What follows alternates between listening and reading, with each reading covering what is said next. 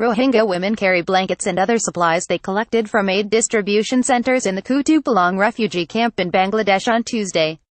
Wong, MayeEAP. The United States on Wednesday declared the violence and atrocities against the Rohingya Muslim minority in Burma to be a campaign of ethnic cleansing, and Secretary of State Rex Tillerson warned that U.S. sanctions may be forthcoming.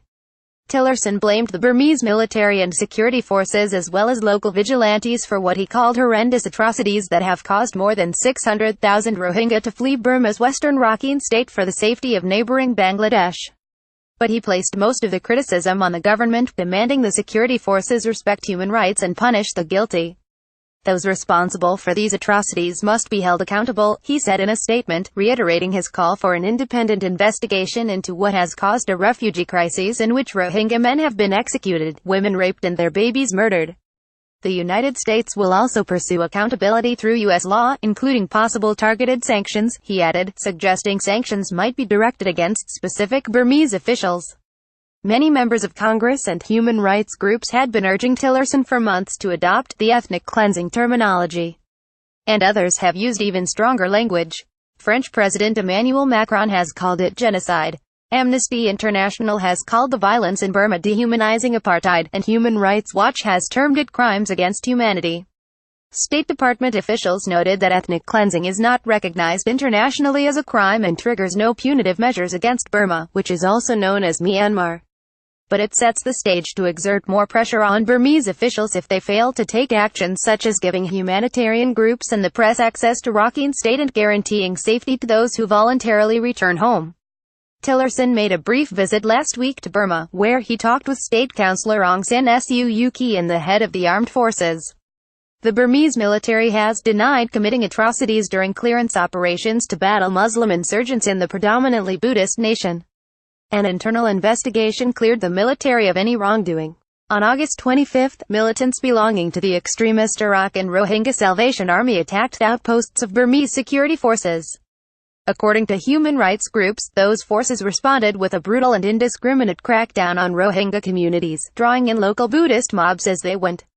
No provocation can justify the horrendous atrocities that have ensued, Tillerson said in his statement. Rohingya refugees in Bangladesh, as well as many who remain in Burma, have provided chilling testimony of the campaign, which they say was accompanied by widespread arson, rape and summary executions. Human rights groups applauded Tillerson's decision to start using the term ethnic cleansing, but they said more action was needed. Eric P. Schwartz, president of Refugees International, said the move could be used by Washington to pressure other countries to take stronger measures, including a global arms embargo and the end of military-to-military relations. Secretary Tillerson's statement is a necessary first step, he said. However, until the abuses against the Rohingya people end and access is given to the international humanitarian aid and the UN fact-finding mission, such pressure and requisite actions will continue to be essential. Joanne Lin, head of advocacy and government relations for Amnesty International USA, said Tillerson's acknowledgement of ethnic cleansing sets an example for how to respond. The time for outrage and condemnation has passed, she said. The international community must impose a comprehensive arms embargo and targeted financial sanctions against senior Myanmar military officials responsible for crimes against humanity. Lin also urged the United States to introduce a UN Security Council resolution calling for an embargo and sanctions, and to pressure Bangladesh to loosen its registration rules so humanitarian groups can get more aid workers on the ground. The term ethnic cleansing is largely descriptive and dates from the conflict in the 1990s in the former Yugoslavia. At the time, a UN commission defined it as rendering an area ethnically homogeneous by using force or intimidation to remove people of given groups from the area. The Obama administration declared the Islamic State had committed genocide against Yazidis, Christians and Shiite Muslims. In 2005, the George W. Bush administration labeled the killings in Darfur, a region of Sudan, to be genocide and tightened sanctions. But no policy was mandated by law. Ultimately these things come down to the politics of it, said David Bosco, an associate professor at Indiana University's School of Global and International Studies and author of a number of books on international law. Even if the United States declared a genocide in Burma, Bosco added, it's really just a question of whether that helps generate pressure for action.